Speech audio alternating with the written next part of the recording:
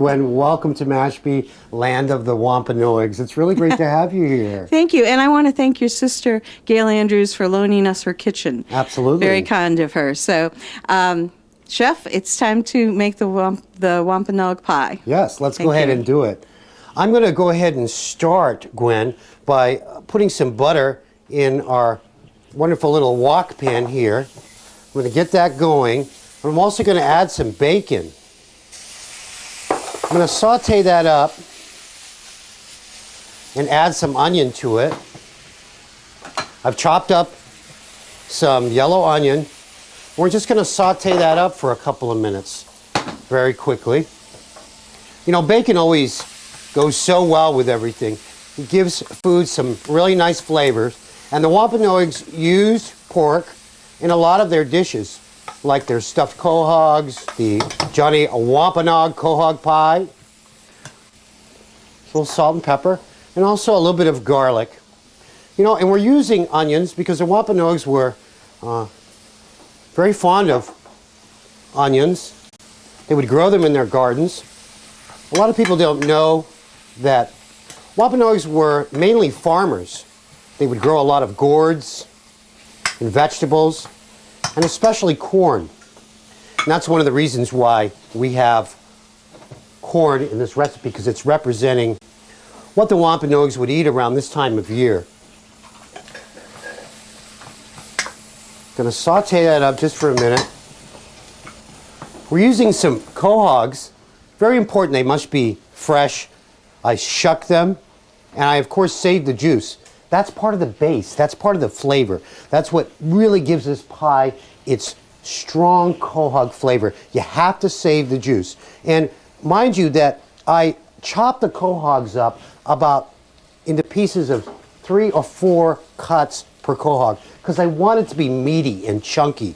So I didn't mince them or grind them up so they're more like a puree. I actually just chop them and put them back in the bowl in their natural juices. Now I'm going to go ahead and add our quahogs. Look at them. They're just so beautiful. They really are. Cut them up fresh. And these are, of course, I pulled them from the waters of Mashpee, from the ocean side. Now I'm going to scoop this out because there may be a little shell or sand in the bottom of the bowl. So I'm going to, of course, leave that behind. We don't need that much of the taste of the ocean here. Now I'm just going to saute that up for just a minute. And mind you that we're shucking these raw or live quahogs, which can be kind of difficult. If you haven't done it before, try and get some instruction from a true Cape Codder that knows how to shuck clams or quahogs. By the way, the word quahog means large clam in the Wampanoag language. You know, the great thing about quahogs was that the Wampanoags would gather them in the ocean and they would leave them in an area right by the beach in the water. So the ocean was the natural refrigeration for the clams. So when they were very hungry and someone wanted something to eat, they would say, hey, go down to the water and get some quahogs to the right of that rock there. You'll find several dozen. Right? So they would get them and they would always have them to eat year-round, of course, because they could keep them in that spot and the quahogs would not travel or move like some clams do in the ocean. And, you know, the reason I'm doing this dish as well is because a lot of people don't really realize that Wampanoags actually boiled a lot of their food, and that's where chowder came from, as in clam chowder, because they actually did boil their clams something like this. And, you know, people have to realize that the Wampanoags have been poaching fish and clams long before the French even thought about it. What I'm trying to do is teach people what the people of the First Light would cook and how they would cook it, and we've embellished them, the recipes, just a little bit. Okay, I'm going to start to thicken this with a little bit of flour and water. I'm going to pour it in here like that. This is going to thicken our wonderful quahog pie. I'm going to do it slowly because I don't want this to turn into dough, but you can see where it's starting to thicken already.